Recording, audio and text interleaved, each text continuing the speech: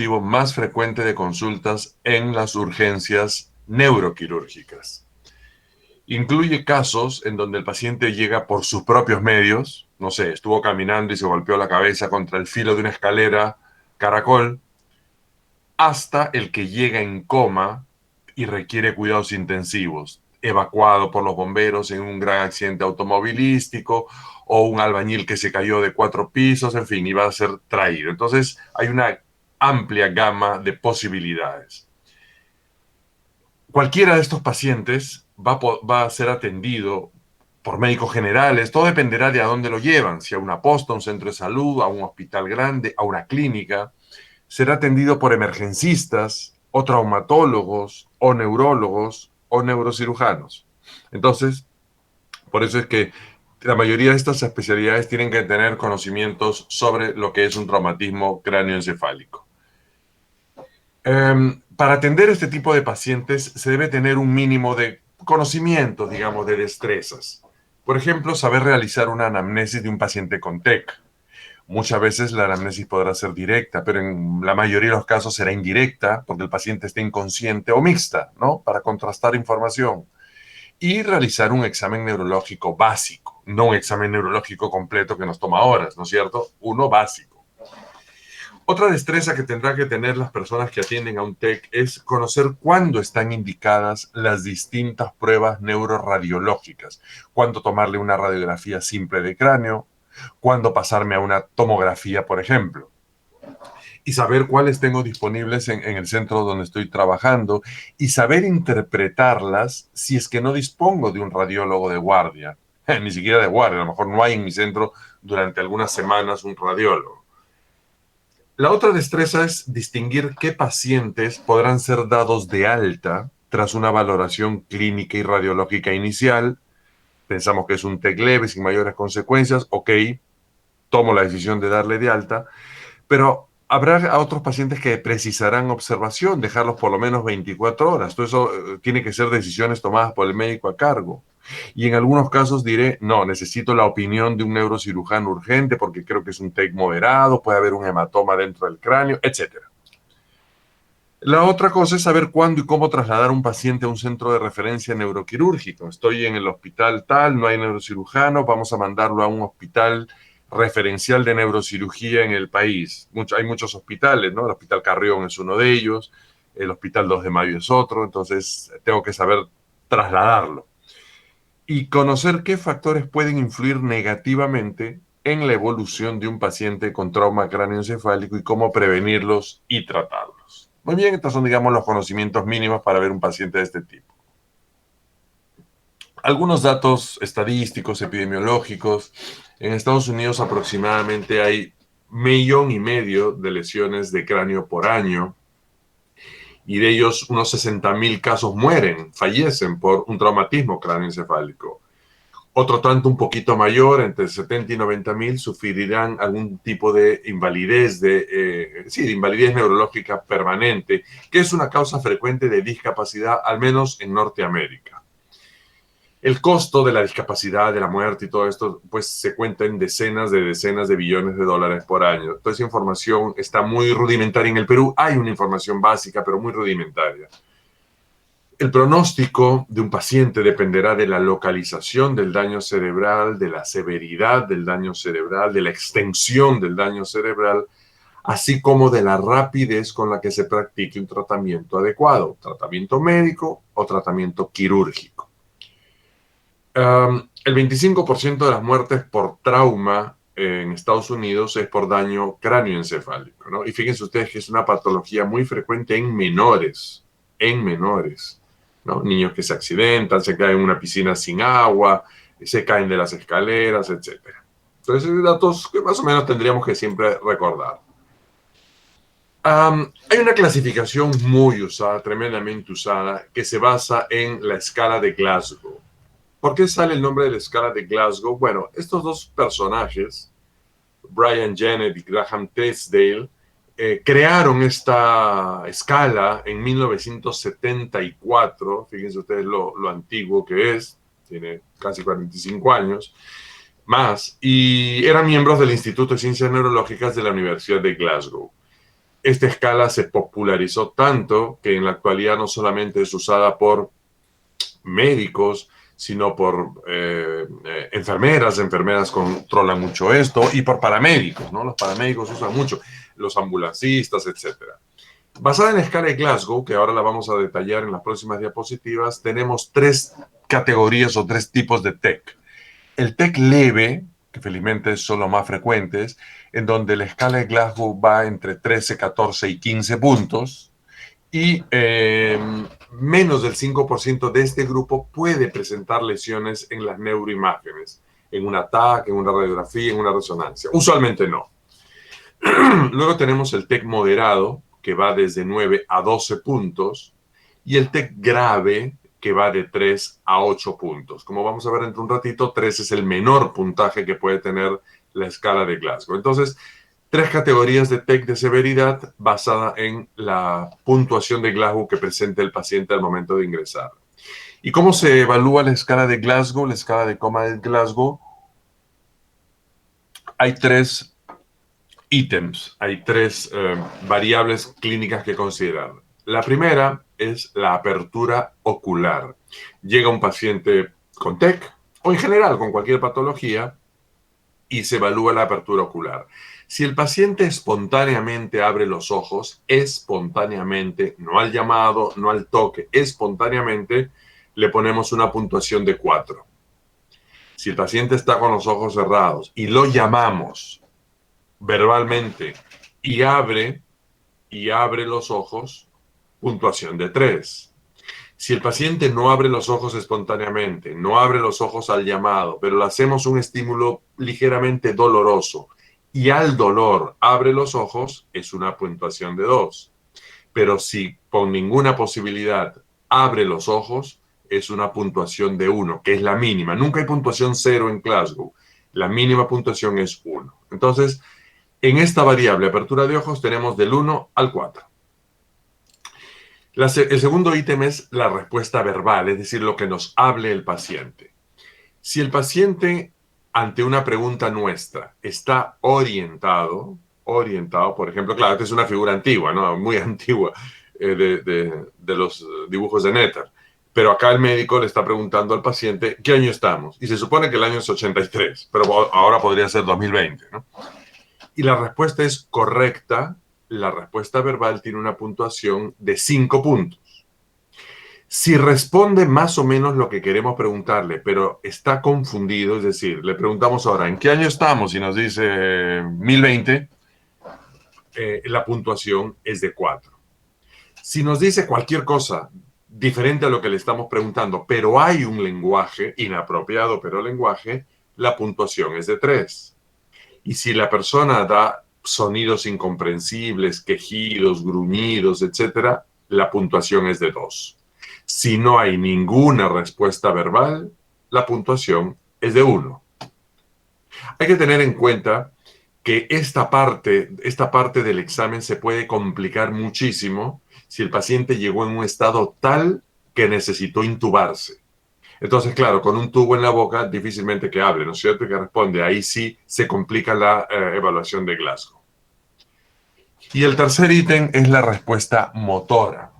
Si le pedimos a la persona que nos ejecute una orden motora, por ejemplo, levanta el brazo derecho, saca la lengua, muéstrame el pulgar, cosas de ese tipo, y la persona obedece y lo ejecuta bien, la puntuación es de 6. Si no obedece, le decimos levanta el brazo y no lo levanta, saca la lengua, no la saca, y le hacemos un pequeño estímulo doloroso y la persona inmediatamente lleva el brazo a defenderse, localiza el lugar del dolor que se le está produciendo, la puntuación es de 5. Si no localiza de esta manera, pero hay un retiro de la amenaza, la puntuación es de 4. Si no hay este tipo de respuestas y ante un estímulo doloroso la persona hace esta respuesta en hiperextensión, extiende brazos, extiende manos, extiende piernas, la puntuación es de 2. Y si ante un estímulo doloroso o quizás espontáneamente Hay una respuesta en flexión de brazos, sobre todo porque las piernas es difícil. En este tipo, la respuesta es de 3. Esta respuesta es la que llamamos estado respuesta de decorticación. Esta es la que llamamos respuesta de descerebración. Y finalmente, si no hay ninguna respuesta motora, nada, es un peor pronóstico y la respuesta o la puntuación es de 1.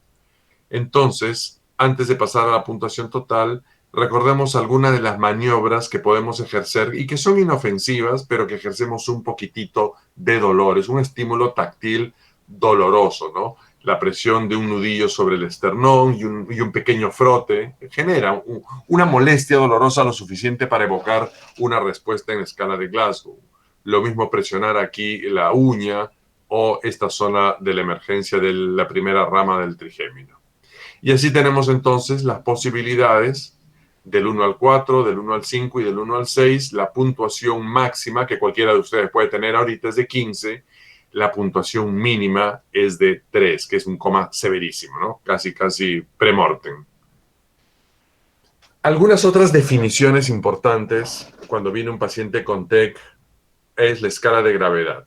Entonces tenemos una condición que se llama somnolencia, en donde el paciente está casi dormido o dormitado, despierta fácilmente y casi en un estado normal. Es decir, lo llamamos y el paciente despierta y dice, oh, sí, ¿cómo está? Me llamo Carlos, sí, estamos en la clínica tal.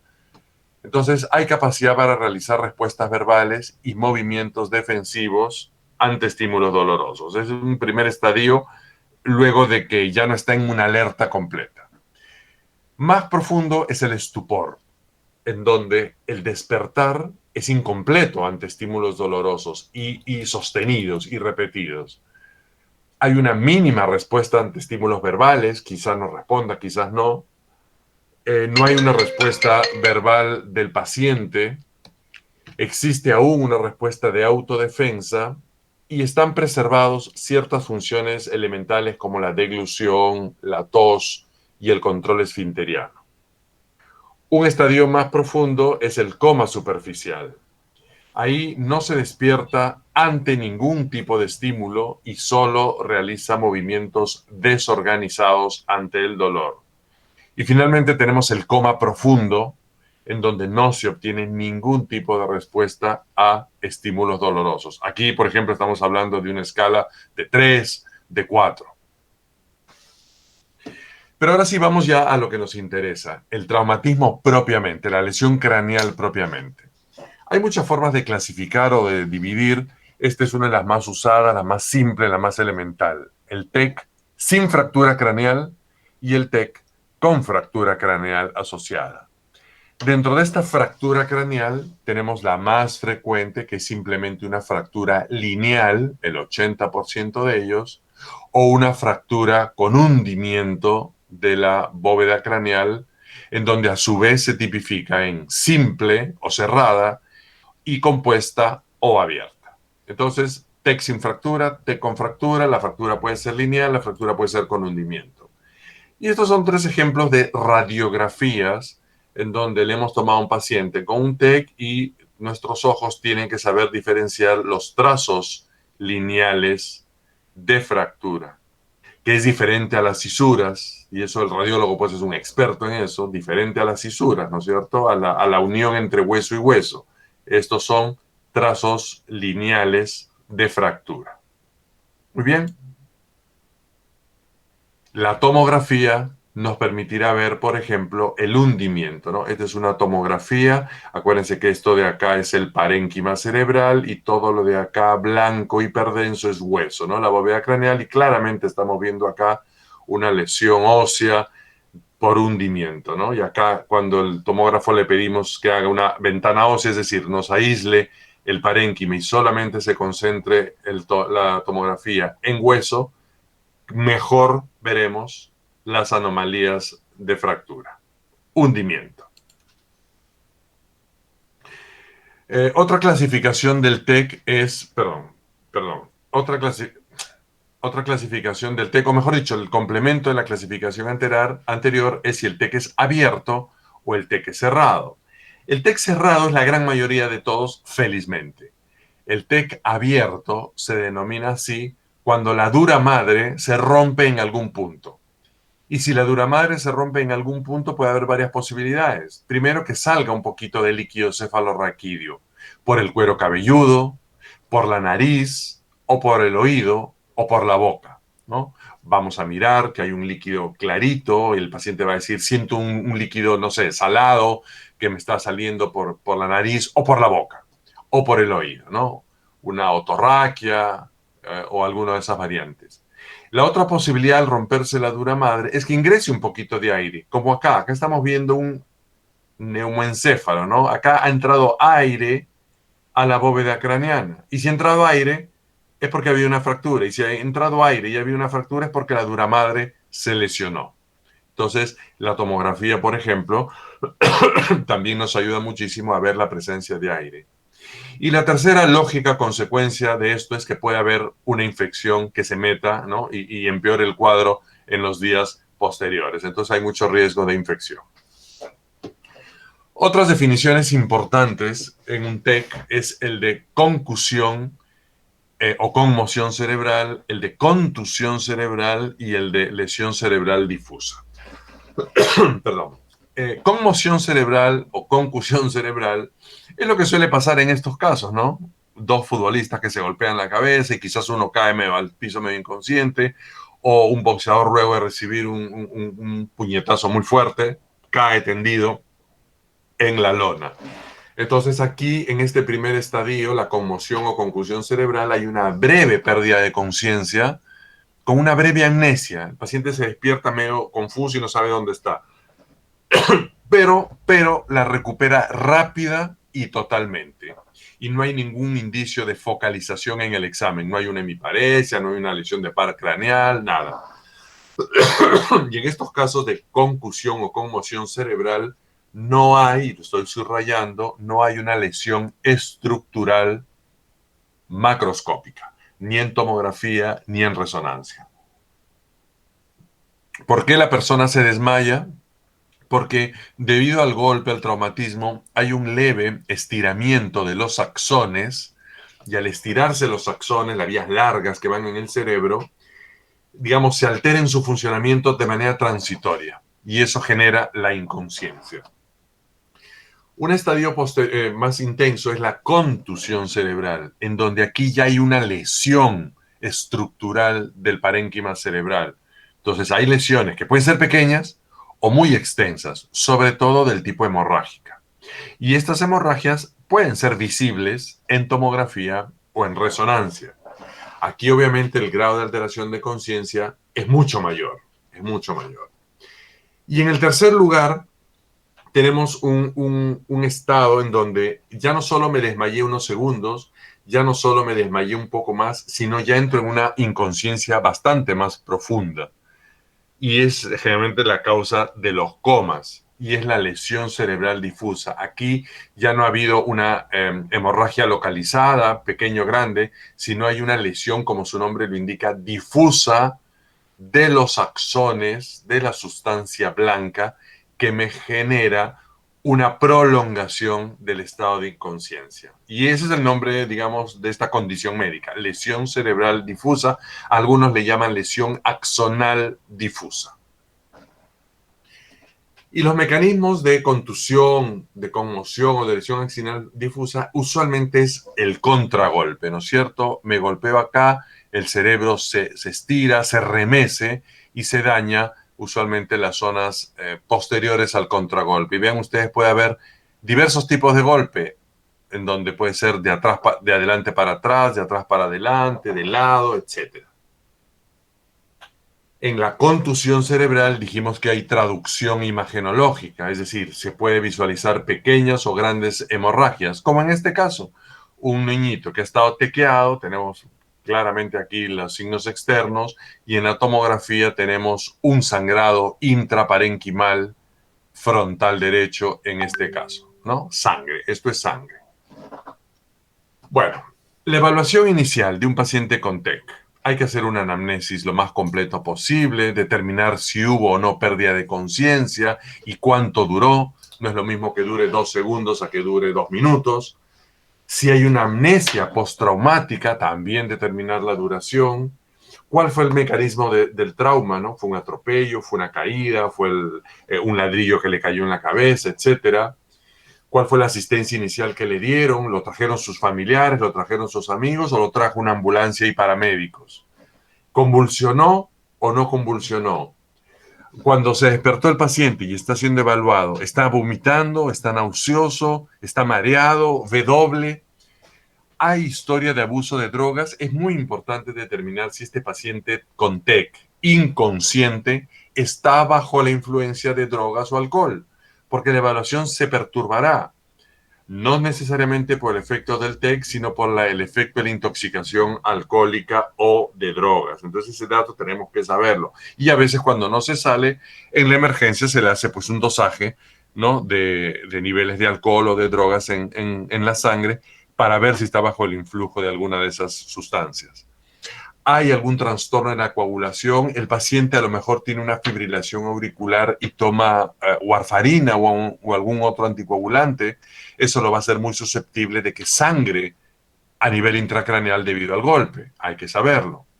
Y si hay algún otro antecedente patológico de interés, es diabético, es hipertenso, etcétera, etcétera. Es alérgico a alguna medicina, etcétera. En el examen físico hay que establecer el nivel de conciencia. Para ello ya aprendimos a usar la escala de Glasgow. Es el estándar internacional, es la escala que se usa en todas partes del mundo, en todo centro asistencial y como les decía, es aplicado por personal médico y paramédico. Y se ha demostrado que tiene una poquísima variabilidad interobservador. Es decir, yo evalúo a una persona y le digo que tiene Glasgow 13, viene una enfermera, lo evalúa y seguramente va a decir que también tiene 13 y viene el paramédico de la ambulancia y va a decir que seguramente también tiene 13 o 12 o 13, pero la variabilidad es mínima interobservador. Eso está demostrado hace muchísimos años. Pero, como decía en la diapositiva anterior, su fiabilidad estará limitada si es que ha habido drogas, alcohol, etcétera. O está intubado, en donde ya no podremos evaluar el componente verbal, o si hay un trastorno de lenguaje, vamos a suponer que el paciente tiene una lesión del hemisferio izquierdo y está afásico, o tenía una afasia previa por un ACV. Entonces el lenguaje va a ser limitado en cuanto a su examen. O si es un paciente, no sé, es un turista chino que no habla nada de español, se ha tequeado, viene a la emergencia y le decimos levante el brazo. Y obviamente no nos entiende porque no entiende español. Entonces también habrá una gran limitación.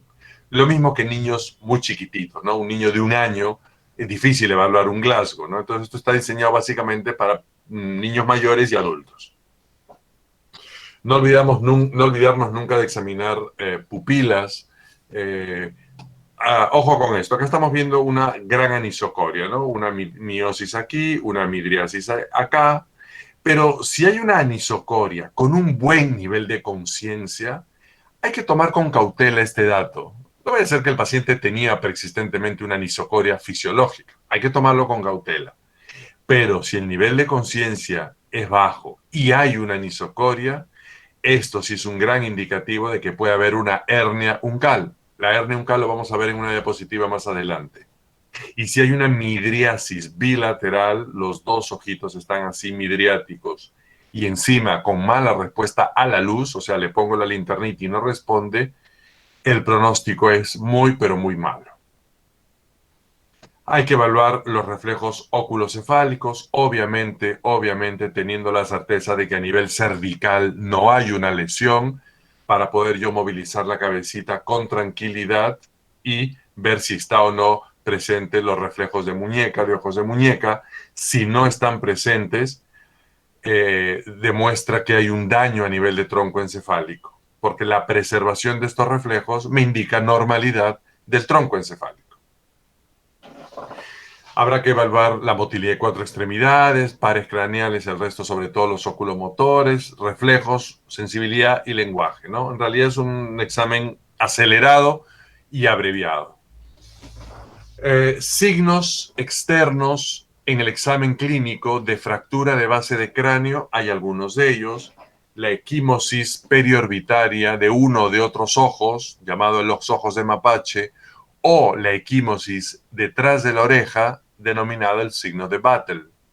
Ver si hay un sangrado por el oído, ver si hay un hemotímpano, ¿no? A través del otoscopio, o si hay salida de líquido cefalorraquídeo.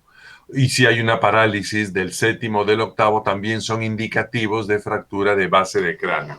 Acá tenemos el signo de los ojos de mapache, ¿no? La equimosis periocular bilateral, y acá tenemos el trazo de fractura en el piso anterior de la base del cráneo, ¿no? Acá tenemos el trazo y la correspondiente equimosis periorbicular. Otro más y el gran trazo fracturario que solo lo vamos a ver. Esto puede pasar desapercibido en una radiografía de cráneo, porque la radiografía de cráneo, la base no me la ve bien, ¿no? Me ve la convexidad, pero no la base. La tomografía es indispensable. Afortunadamente, casi todos los hospitales del Perú tienen un tomógrafo en emergencia y es fácilmente solicitado. O la fractura del peñasco, fíjense ustedes acá, que va a dar una otorragia, un sangrado por el oído, o el signo de Battle, que es la equimosis retroauricular, debido también a una fractura de piso medio o de peñasco. Compromiso de nervio craneano, ¿no? Le estamos pidiendo a este jovencito que mire hacia la derecha, y este ojito derecho sí mira hacia la derecha, pero este está paralizado. Le pedimos que mire hacia la izquierda y este se mueve un poquitito, este menos.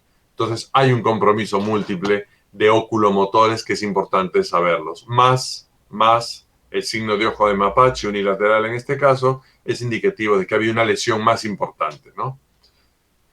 Hay que mirar si hay heridas en el cuero cabelludo y si hay lesiones en otras zonas, ¿no? Fracturas en el brazo, en la parrilla costal, etc.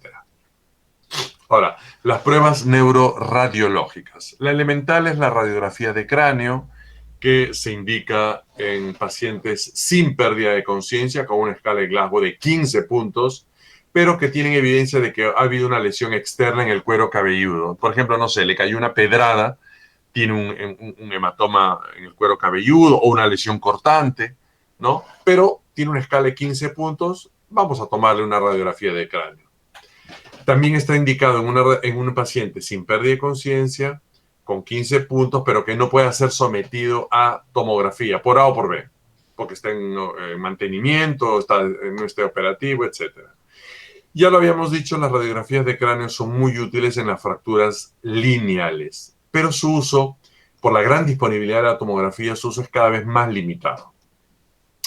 Por lo tanto, la tomografía de cráneo es el examen gold standard, es decir, el examen de excelencia cuando viene un paciente con un traumatismo craneal, porque tiene, entre otras cosas, muy buena sensibilidad para detectar sangrados recientes, un hematoma reciente, como en este caso, ¿no?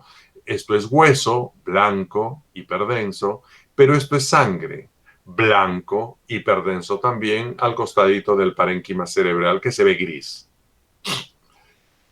Ok. ¿Cuáles son las complicaciones más frecuentes del traumatismo cráneoencefálico? Hemorragias. Ya vimos lo de las fracturas, pero ahora vamos a ver las hemorragias. Y tenemos las hemorragias meningias, es decir, fuera del parénquima cerebral, y las hemorragias dentro del parénquima cerebral. Dentro de las hemorragias meningias tenemos el hematoma epidural, el hematoma subdural y la hemorragia subaracnoidea. Este es un resumen, un lindo resumen de todo lo que puede verse anormal en un TEC, ¿no? Podemos tener fracturas, ¿no? Deprimidas, con hundimiento. Podemos tener un cuerpo extraño, una bala, por ejemplo. Podemos tener una contusión hemorrágica, o sea, un sangrado dentro del parénquima, un hematoma epidural, que lo vamos a ver ahorita en las siguientes diapositivas, un hematoma subdural, en fin.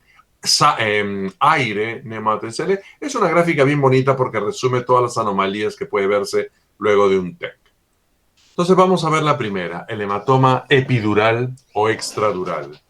Usualmente se asocia a un trauma de cierta consideración y que ha generado, donde estoy poniendo el puntero, una fractura ósea.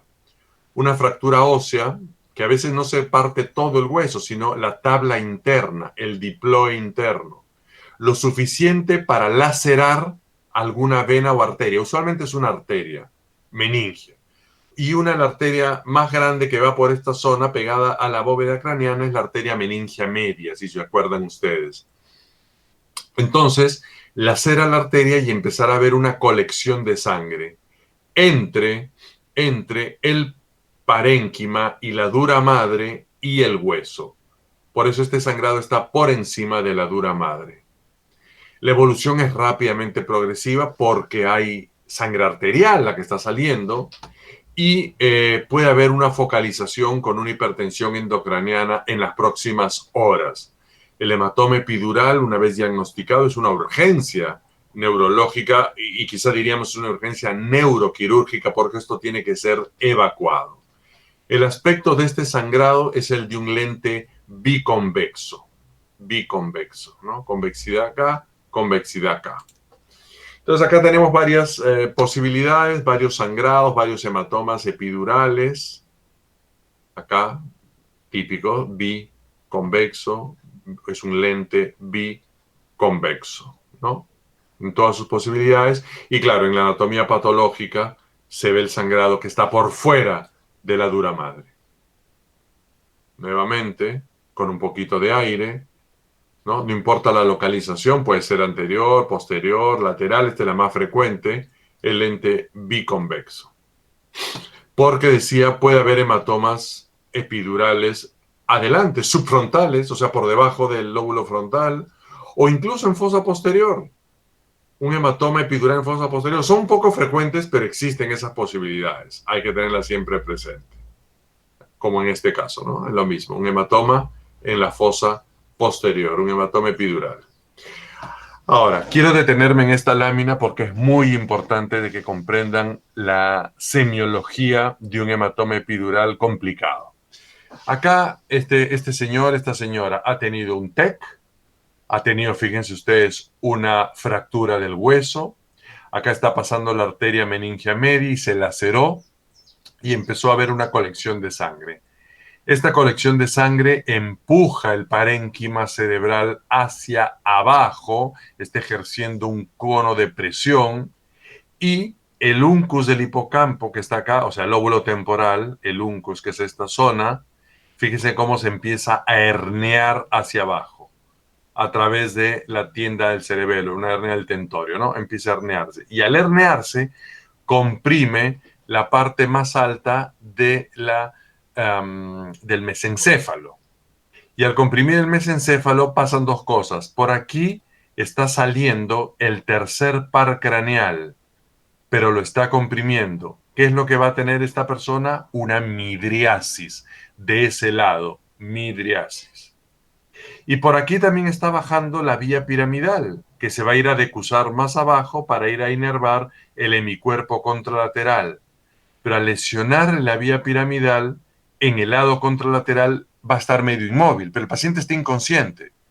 Pero le genero yo un signo de Babinski y si está positivo, me está diciendo que hay una disfunción de esta vía piramidal. Entonces, midriasis de un lado y déficit motor, pero sobre todo signo piramidal como el signo de Babinski en el otro lado, antes de que yo tenga una tomografía, ya es un signo semiológico de una hipertensión endocraniana debido a un hematoma epidural. Entonces nunca se olviden de estos dos datos semiológicos. Cambiamos de hematoma y vamos a un hematoma por debajo de la dura madre. Es el hematoma subdural. Acá, bueno, de hecho puede ser agudo porque el hematoma siempre es agudo. Lo que pasa es que el hematoma subdural genera una lesión venosa más que arterial y por lo tanto la magnitud del sangrado va a ser de a poquitos. Entonces se puede instalar en días y no dar síntoma durante días o semanas, hasta que un buen día, no sé, 3 semanas después, la persona empieza a actuar de manera anormal, le tomamos una tomografía y vemos que hay un hematoma subdural en estadio subagudo o quizá crónico, cosa que no sucede con el hematoma epidural. El hematoma epidural da síntomas inmediatos. Entonces, aquí no necesitamos el antecedente de un trauma importante, puede ser un trauma menor. Y la gente de riesgo para hacer hematomas subdurales son los abuelitos, los adultos mayores, los que están en anticoagulación y los alcohólicos crónicos, que usualmente están sometidos a muchos accidentes, caídas, tropiezos, peleas, etc. Entonces, la laceración es venosa y usualmente es autolimitada. No es que sigue creciendo y creciendo y creciendo y creciendo como un hematoma epidural. Aquí no. Acá llega un momento que la presión del cerebro contrarresta el sangrado y lo estabiliza. Entonces, el tratamiento obviamente también es quirúrgico, dependiendo de la magnitud. Esta magnitud, por ejemplo, el neurocirujano va a decir, no, déjenlo ahí nomás, esto se va a reabsorber conforme pasen las semanas y los meses. Acá sí habrá que operar porque fíjense ustedes, el ventrículo lateral ya lo está comprimiendo, ya casi no lo vemos. Entonces, hay un efecto de masa de este hematoma epidural. Y una de las características es que, así como en el hematoma epidural, el lente era biconvexo, las lesiones o la colección de sangre en el hematoma subdural usualmente es cóncavo convexo, como si fuera un lente cóncavo convexo. Suele ser así. Así, ¿no? Cóncavo, convexo, cóncavo, convexo, ¿no? Típicos hematomas, acá en este caso, fíjense ustedes, es bilateral. En los abuelitos es normal los hematomas bilaterales subdurales. Nuevamente acá, ¿no? Una capita por encima, aquí. Y si no se opera o se diagnostica con mucha posterioridad, esta sangre, que inicialmente la sangre fresca se ve hiperdensa, blanca, si no se hiciera nada y se le monitorea con tomografías posteriores, esta sangre se va a reabsorber y quedará en su lugar una colección de agua. Y a esto se le llama un higroma. El higroma es la transformación de la sangre en agua, que no es más que el hematoma subdural en su fase crónica. Y finalmente tenemos la hemorragia subaracnoidea postraumática. Si ustedes recuerdan, la hemorragia subaracnoidea normalmente es espontánea, no asociada a un trauma, y es por la ruptura de un aneurisma en la base del cerebro, en el polígono de Willis, ¿no? Un aneurisma en la cerebral anterior, en la comunicante anterior, etc. Y cae sangre al espacio subaracnoideo. Pero también puede haber hemorragias subaracnoideo traumáticas, postraumáticas, ¿no? Fíjense acá, todo esto es sangre en el espacio subaracnoideo. Fíjense ustedes cómo las cisternas están llenas de sangre. Todo esto es postraumático. Entonces, es la otra posibilidad de sangrado dentro del cráneo. A veces, el sangrado puede irse a los ventrículos y obstruir, obstaculizar el flujo del líquido cefalorraquídeo y me empieza a generar una hidrocefalia. Entonces el neurocirujano tendrá que venir, poner una valvulita de derivación para que drene el líquido por acá, mientras la sangre se va reabsorbiendo y ya permite el flujo más adelante. Y las lesiones dentro del parénquima, la contusión cerebral, ¿no? Acá miren ustedes, no solamente está la fractura acá, sino la lesión visible, macroscópica del parénquima, en este caso del lóbulo frontal izquierdo, ¿no? Sangre fresca. Claro, si acá no pasa nada, el paciente evoluciona bien, no hay que operar y le tomamos un control tomográfico un mes después, ya la sangre se reabsorbió, como cualquier hematoma, ¿no? La sangre se reabsorbe, no está para siempre. Acá están los mecanismos, ¿no? De contusión, perdón, sangrados chiquitos, sangrados grandes, siempre visibles en tomografía. Sangrado más grande, lóbulo frontal, lóbulo temporal, fíjense ustedes. Todo dependerá de cómo fue el mecanismo de golpe y en qué zona ha impactado para ver dónde está la lesión contusional hemorrágica. Fíjense ustedes por todos lados, ¿no? Chiquito por atrás, lóbulo temporal, lóbulo temporal, lóbulo temporal, lóbulo temporal. Entonces, no solamente es arriba, hay que mirar también abajo. Y la última condición que les había comentado es la llamada lesión axonal difusa, injuria axonal difusa, secundaria a un TEC, por supuesto, ¿no? Es la causa que se presume que explica el trastorno de conciencia, el coma. y es responsable de que los síntomas sean prolongados, ¿no? O incluso en un síndrome postcontusional. A veces un paciente tiene una contusión menor, pero el paciente se queda con mareos persistentes, con náuseas persistentes, con cefalea persistente. Y se podría explicar por este mecanismo que se llama injuria axonal difusa. El mecanismo es por una aceleración, desaceleración, ¿no? Estamos en trayectoria y de pronto me impacto contra un auto y mi cabeza va y se impacta contra el parabrisas. Entonces ha habido un mecanismo de aceleración y desaceleración que genera a nivel de los axones largos un cizallamiento. El cizallamiento es una destrucción, como una laceración de la sustancia blanca, que es microscópica en muchos casos, pero que puede verse a veces en resonancia, como en este caso, a través de focos hemorrágicos, en donde el cuerpo calloso es una de las zonas que más se afecta o más visiblemente se percibe. Obviamente, cuando uno habla de lesión axonal difusa, está hablando de toda esta sustancia blanca. Pero acuérdense que el cuerpo calloso también es sustancia blanca, solo que no va de arriba abajo, sino va de un lado del hemisferio al otro. Es horizontal. Entonces, esta se daña muy típicamente en esta condición llamada injuria axonal difusa. ¿Cuál es el manejo de los pacientes con TEC? Bueno, como en el todo, mantener la vía aérea permeable, control de funciones vitales, ¿no? Todo lo que eso implica, el ABC, ¿no? Mantener vía aérea permeable, buena respiración y buena circulación de sangre. Si hay un paro, habrá que hacer reanimación. Verificar que no haya una hemorragia peligrosa por una herida de cuero cabelludo o una víscera lesionada, que no haya una ruptura de vaso, de hígado, etcétera. y mirar que no haya fracturas en otras partes, sobre todo a nivel cervical. Por eso ustedes recuerdan, cada paciente con accidente hay que inmovilizar cuello, poniéndoles un collarín, ¿no es cierto? La evaluación neurológica, ya lo habíamos dicho temprano, estado de conciencia, pupilas, reacción a la luz, movimientos oculares, etcétera, etcétera. Y el manejo de los pacientes con un TEC leve, habrá que ingresarlos para observación en las siguientes condiciones. Cuando la escala de Glasgow tiene 14 puntos, y no 14, no 15, y no hay lesiones en la tomografía, o cuando hay una fractura lineal, o cuando la valoración clínica es dudosa porque el paciente está bajo efectos de alcohol o drogas, o cuando no puedo darle de alta a este señor o a esta señora por razones sociales, porque vive solo, porque sus familiares están de viaje, porque tiene un grado de deterioro cognitivo previo, entonces no lo puedo mandar a valerse solo a su casa. Entonces, por una razón social, lo mantendré hasta que servicio social me diga qué hacer con este paciente. En un TEC moderado, lo ingresaré cuando tenga una escala de Glasgow entre 9 y 13. Todo paciente con un TEC moderado tiene que ser sometido a un ATAC y se recomienda una estancia en cuidados intensivos para descartar lesiones más graves en el cerebro y fuera del cerebro.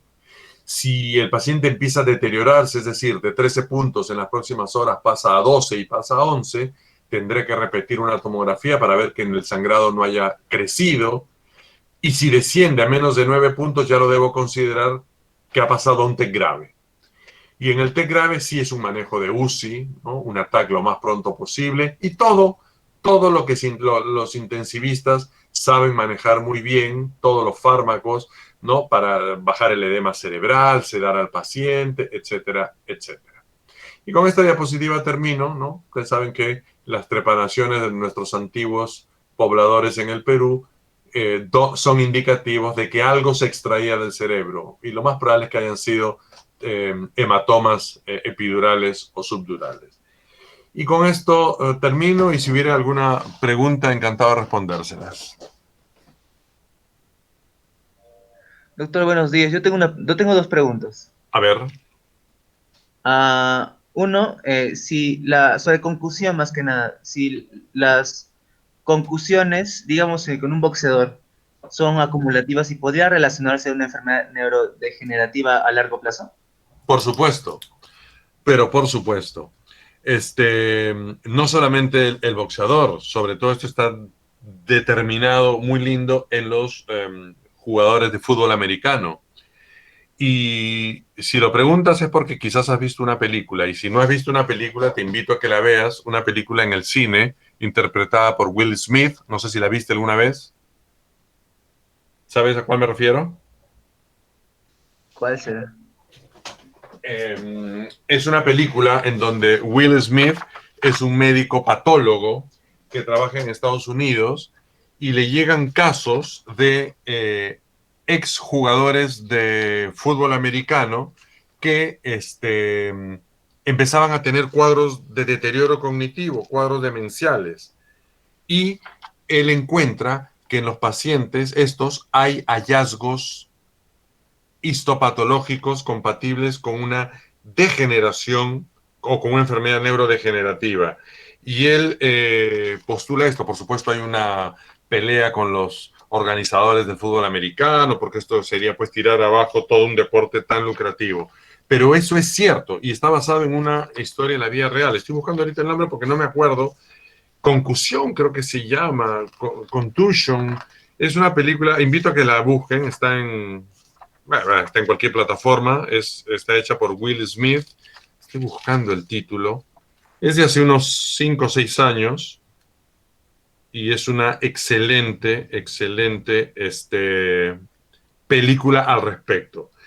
Con boxeadores no está totalmente demostrado porque no hay estudios anátomo-patológicos de boxeadores, ¿no? Que hayan sido sometidos a necropsias, más bien sí con los otros. Pero estoy buscando y no encuentro el nombre. Pero alguien me podría decir, pero ¿qué fue del caso de... Ah, ya, acá está la película, es del 2015, Concussion se llama, Concusión. Pero alguien me podría decir, bueno, pero ¿qué pasó con Cassius Clay, con Muhammad Ali, ¿no? Que era un boxeador y de pronto hizo un Parkinson, que es una enfermedad degenerativa? Ahí el caso es diferente y te lo puedo decir con certeza. Acá simplemente fue una mala fortuna de que un boxeador hizo un Parkinson. Tuvo más suerte de hacer Parkinson, pero no fue por el boxeo. Así que no sé si con eso he respondido a tu pregunta. Sí, doctor. Y tenía otra, más que nada, con cuestión de la definición, si la hemorragia subaracnoidea es lo mismo que con contusión cerebral. No, no, en la contusión y el sangrado es intraparenquimal, dentro del cerebro.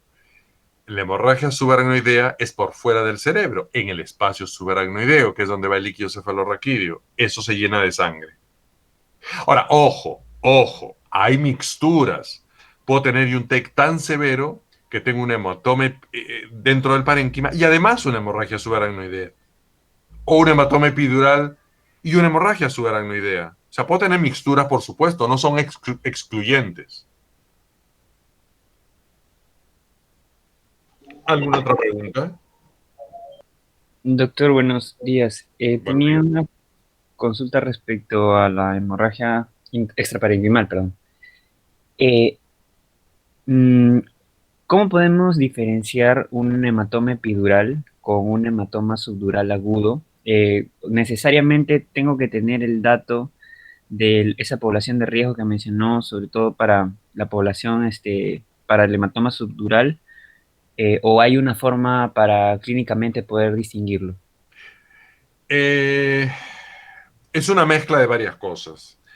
Mira, mira, imagínate que tú tienes a tu abuelito contigo en tu casa, que está muy bien, y un buen día tu abuelito está de pie y se quiere poner el pantalón de pie, se pone una primera pierna del pantalón y al apoyarse sobre una pierna, la otra pierna y querer ponerse la otra pierna del pantalón, pierde un poquito el equilibrio, se va hacia un ladito y su cabecita se golpea contra el closet.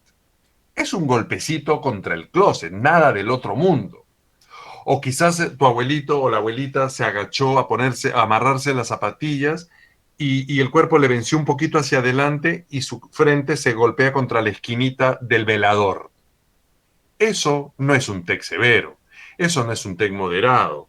Ese es un pequeño, vamos a llamarlo golpecito. Pero en una persona mayor, en una persona mayor que su cerebro ya está atrófico y que por lo tanto al haber un cerebro atófico hay menos parénquima dentro de la bóveda craneal, el cerebro se remece y hay un mecanismo leve de contragolpe y eso a veces es suficiente para lacerar venitas. Entonces, esa venita me empieza a dar un sangrado chiquito subdural. Entonces, fíjate, estoy hablando cierta población, la anamnesis me da el dato, cierta población, el mecanismo del golpe fue casi intrascendente, a lo mejor el abuelo ni se acuerda que perdió un poquito el equilibrio y le dio un cabezazo al closet, y cuando ves la tomografía, ves un hematoma que, claro, a veces es difícil decir si es epidural y subdural, pero ahí viene mi otro dato. Para que sea epidural, el golpe tiene que haber sido importante y fracturar huesito. Para que lacere una arteria, no una vena, que usualmente es la meningia media, pero puede ser cualquier otra arteria. Entonces, y si tomográficamente se ve claramente un lente biconvexo o, por otro lado, un lente cóncavo convexo, el diagnóstico es más o menos claro. No sé si hasta ahí trato de explicarte un poquitito. Entonces, depende del grupo poblacional, el mecanismo del golpe. No es lo mismo, pues, un cabezazo, ¿no es cierto?, contra la puerta de la cochera, no sé, que me accidente y me estrelle. Entonces, usualmente eso es suficiente para diferenciar si esto es hematoma subdural o epidural. Y si no, tendrás que hablar bien con el radiólogo y decirle, oye, radiólogo, ayúdame, ¿esto es epi o subdural? Ah, ok, doctor. Y entonces, un hematoma subdural no podría provocar una herniación uncal. Eso es solamente Así es, así es, solamente del epidural, ¿verdad? así es. Ah, ya, ok. Y tenía otra duda, respecto a respecto a los conceptos que mencionó sobre conmoción y la lesión cerebral difusa. Ajá, En, en conmoción, en la conmoción mencionó que, bueno, hay justamente una pérdida de la función que revierte. Y en la lesión cerebral difusa, también un mecanismo de daño axonal. Este mecanismo es lo mismo, solamente que... sí, solamente que en severidad y en magnitud. Para que yo, un boxeador, le meta un puñete a otro y lo tumbe a la lona, hay una lesión axonal difusa, hay una lesión de los axones que ha hecho que se desmaye. Pero menor, reversible, por eso es que el boxeador en 3 4 segundos deja de estar medio droga y se despierta y se levanta, ¿no es cierto? Y quizás sigue combatiendo, quizás no. Pero si el impacto fue mayor y la lesión axonal es más difusa y más intensa, en donde acuérdate la palabra que se usó, cizallamiento de la mielina de los axones, cizallamiento, esto va a explicar un coma más prolongado, ¿no? Que la persona esté en coma 2, 3 días, 4 días, una semana. Entonces implica la severidad, la intensidad. Pero el mecanismo es el mismo. Ah, ya, ok, doctor. Y una última pregunta. Eh, Respecto al hematoma subdural agudo y crónico. Cuando este hematoma subdural se convierte en crónico, o sea, eh, ¿me podría dar una clínica que Sí, quizás no dio cuando era agudo? O sea, por supuesto. Por, cuando su- es broma. Te entendí, por supuesto que sí. Podría no darte nada y ser un hallazgo tomográfico. No sé, un buen día el abuelito, no sé, por A o por B a ver, se golpea hoy la cabeza, una cosa chiquita, pero por precaución le quiero tomar una tomografía y veo que hay un higroma, o sea, algo que, ha estado hace semanas o meses. Y le pregunto al abuelito, ¿pero cuándo te golpeaste? No me acuerdo, me dice. Entonces, no dio síntomas. Fue un hallazgo incidental. Pero cuando da síntomas es cuando el higroma sí tiene cierto tamaño. Y el síntoma más frecuente en una persona adulta mayor, porque esto, vuelvo a decirte, no le da a cualquiera, el síntoma más importante es deterioro cognitivo. La persona se empieza a olvidar las cosas, se confunde, hace actos inapropiados. y le tomas una tomografía pensando que vas a encontrar, no sé, un tumor cerebral o un Alzheimer, y al final era un hematoma subdural crónico. Lo operan y revierte muchos de los síntomas que había estado empezando a presentar. Ok, doctor.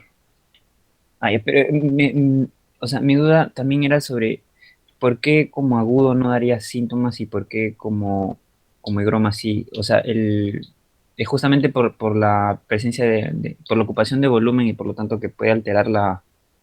Y porque, sí, pues, y porque es así, porque como la instalación es de a pocos, Ah, digamos, el cerebro trata de ir ajustándose a que hay un otro componente que es la sangre que está a su costado, hasta que un buen día ya, pues ya no aguanta, ¿no? Y dice ya, voy a dar síntomas. En fin, te estoy explicando de una manera lo más simple, pero también hay tantos misterios en medicina. sí, doctor. ¿Por qué no me da síntomas hoy y me lo da 6 meses después, no? Ujú. Ok, doctor, muchas gracias. No, gracias a ti por la pregunta. ¿Alguna otra pregunta o cerramos ya?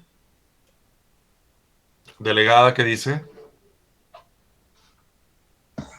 Sí, doctor, creo que no hay más preguntas. Bueno, muchas gracias, les agradezco su... ¿Cuándo tienen el examen ustedes, ah? Mañana, doctor.